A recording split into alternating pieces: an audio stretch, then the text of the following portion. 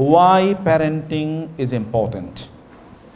সূরাতুল আহকাফের 15তম আয়াত থেকে শুরু করে 19তম আয়াতে আল্লাহ সুবহানাহু ওয়া তাআলা দু ধরনের সন্তানদের কথা আল্লাহ তাআলা আলোচনা করেছেন। এবং I would request you rather যে আপনারা please when you are back to your home আপনারা কোরআন খুলবেন এবং কোরআনের এই আয়াতগুলো আপনি একটু পড়ার চেষ্টা করবেন, একটু বুঝবেন যে এখানে আল্লাহ তাআলা কী বলেছেন। আল্লাহ সুবহানাহু ওয়া তাআলা কোরআনের সূরাতুল আহকাফে আল্লাহ সুবহানাহু ওয়া তাআলা বললেন, ওয়াওয়াসাইনাল ইনসানা বিওয়ালিদাইহি ইহসানা হামালাতহু উম্মুহু কুরহা ওয়া ওয়াদাআতহু কুরহা ওয়া হামলুহু ওয়া ফিসালুহু 30 শাহরা হাত্তা ইযা বালাগা আশুদ্দাহু ওয়া বালাগা 40 সানা ক্বালা রাব্বি আউজি'নি আন আশকুরা নি'মাতাকা আল্লাতী আন'আমতা আলাইয়া ওয়া আলা ওয়ালিদাইয়া ওয়া আন আ'মালা সালিহান তারদাহ ওয়া আসলিহ লি ফি যুররিয়্যাতি ইন্নী তুবতু ইলাইক ওয়া ইন্নী মিনাল মুসলিমিন।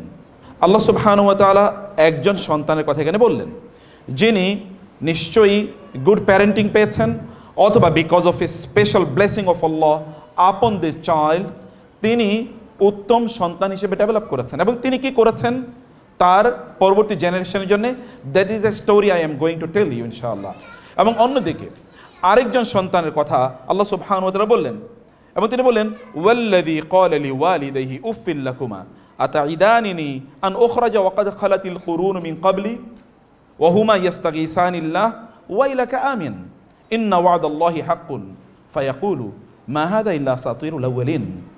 অন্যদিকে আরেকজন সন্তানের কথা আল্লাহ তাআলা বললেন, সন্তানও পিতামাতার উপর বিরক্ত, পিতামাতাও সন্তানের উপর বিরক্ত।